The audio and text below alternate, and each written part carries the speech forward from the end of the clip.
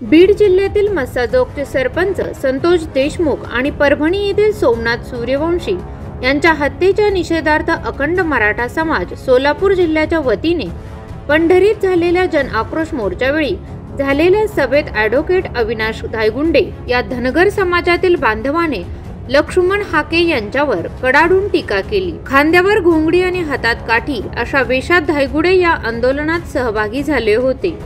धाराशिवच्या मोर्चामधून माझ्या बहिणीला वैभवीला मी सांगितलं होतं की कुणाचं काही मला माहित नाही, पण हा धनगर भाऊ जोपर्यंत संतोष भैयांना न्याय मिळत नाही तोपर्यंत तुझ्या सोबत ठाम उभा आहे हे मी त्यावेळेस सांगितलं होतं। कारण आम्ही 3 लोक आहेत, आम्ही 3 माणसं आहेत। अन्यायाच्या विरोधामध्ये ज्यांनी स्वतःच्या पोराची सुद्धा कीव केली नाही ते कृष्णा काठचा ठाण्या वाघ बापू पिरो वाटेगावकर त्यांचा मी अन्यायाच्या विरोधात लढणारा वारसदार आहे, त्या आपणचा मी वारसदार आहे। म्हणून या आजच्या या अन्यायाच्या लढाईत धनगर म्हणून मी सहभागी झालो। आम्ही ते माणसाला जी टीव्हीवर दाखवली जातात,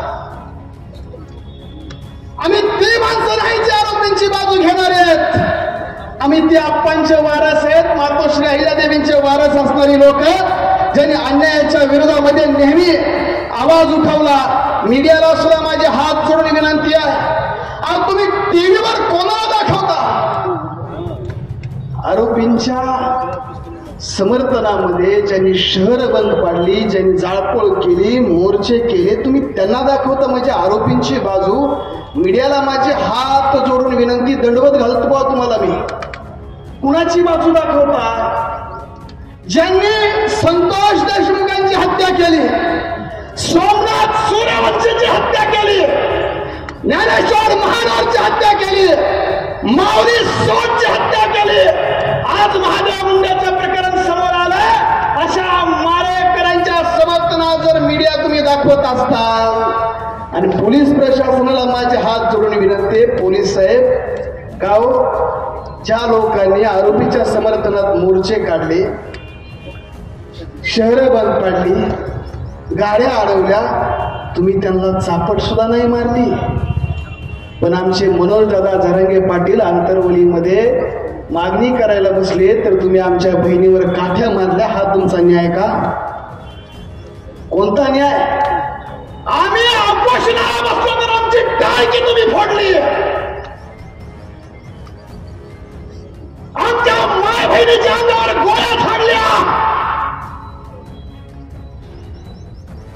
आमच्या लोकांवरती बॉम्ब तुम्ही टाकले आणि आरोपीच्या समर्थनातल्या मोर्चाला तुम्ही हात सुद्धा लावू शकत नाही, तर हा कोणता न्याय? आणि तुम्ही पुन्हा मीडियावर ओबीसीचे नेते म्हणून आमच्या लक्ष्मण हाके साहेबाला बसवतात। आता मला तुम्ही सांगा, ह्या प्रकरणात ओबीसी मराठा वाद होण्याचा काही संबंध आहे का बरं? मायेच्या खरं शपथ घेऊन सांगा, खोटं बोलायचं नाही तसं। हा सोमनाथ सूर्यवंशी जातीनं कोण आहे? अरे बोला, हे बघा आपण जातपात मानत नाही, पण वास्तव बोललं पाहिजे। दीपक भाई सोमनाथ सूर्यवंशी आंबेडकरी चळवळीतला वडार समाजातला कार्यकर्ता, संतोष देशमुख मराठा समाजातला, आमचा ज्ञानेश्वर महानोर धनगर समाजातला आहे, महादेव मुंडे वंजारी समाजातला आहे। मीडियावाले हे दाखवा मला थोडं, ही यादी सांगा महाराष्ट्राला, आणि काय संबंध इथं जातीचा मराठाचा आणि ओबीसीचा वाद लावायचा? हाके साहेब माझी तुम्हाला पाया अन्नाच्या स्टाईल मध्ये पाया पडून विनंती, बाबा काय हात जोडतो, दंडवत घालतो, काही अडचण नाही। आता लक्ष्मण हाके साहेबांनी हार्वेस्टरच्या लोकायला म्हणले ह्यांच्याकडे 8 लाख रुपये कॅश कशी आली? अरे ती 1.25 कोटीचं मशीन आहे ना, 8 लाख रुपये नाही, काय झालंय? त्या मशीनची किंमत किती? आणि 1.25 कोटी रुपये घेणाऱ्या माणसाकडे 8 लाख रुपये येत नाही म्हणजे गायच्या खत बोलण्याचं आहे का नाही सगळं बोलून. पुन्हा म्हणले त्या शेतकऱ्यांकडे ते पैसे कसे आले. माझं काय म्हणणं आहे, ठीक आहे तुम्हाला मराठ्याचा द्वेष आहे, सगळं ठीक आहे, मान्य आहे, काय अडचण नाही. मराठ्याला रोज शिवाय घालीत बसा, तुम्हाला ते ऐकत बी नाही.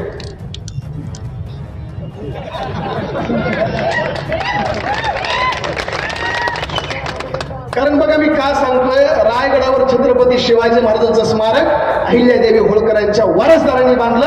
हे कुठे गेले संजय बोरसाहेब, तुम्हालाही माहिती आहे.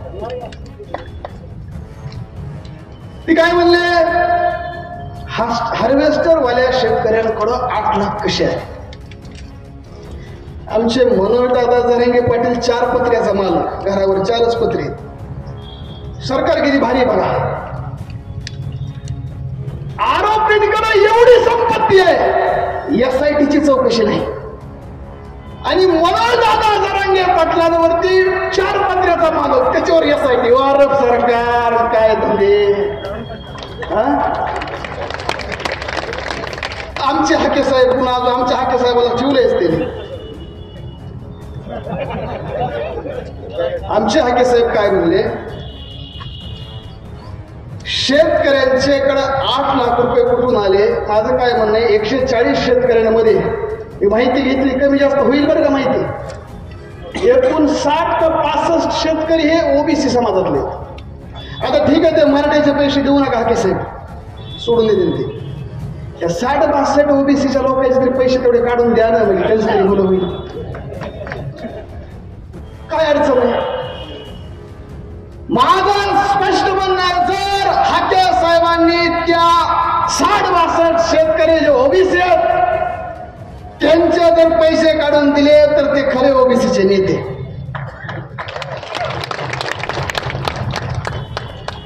आणि जर नाही दिले तर मला आज त्यांच्या भूमिकेवरून वाटतं, Laxman Hake is not leader of OBC, he is the dealer of OBC.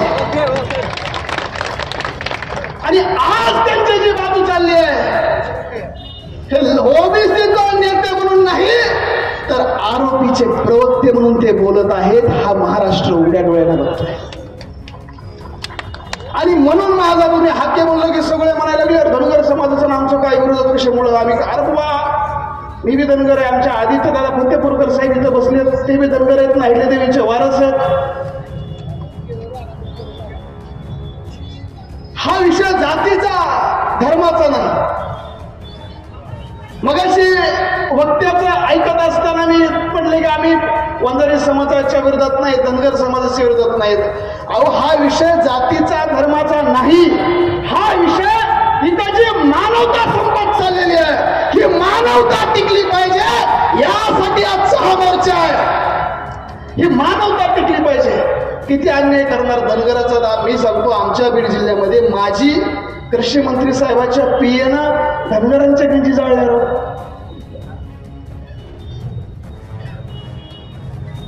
मंत्रीपद कृषी खात्याचं, त्यांचंच पीए गंजी कुणाच्या जळतंय, सोयाबीनच्या. धनगर समाजाचं. आता मला सांगा बरं, ओबीसी वाद, मराठावाद हा विषय प्रवृत्तीचा आहे.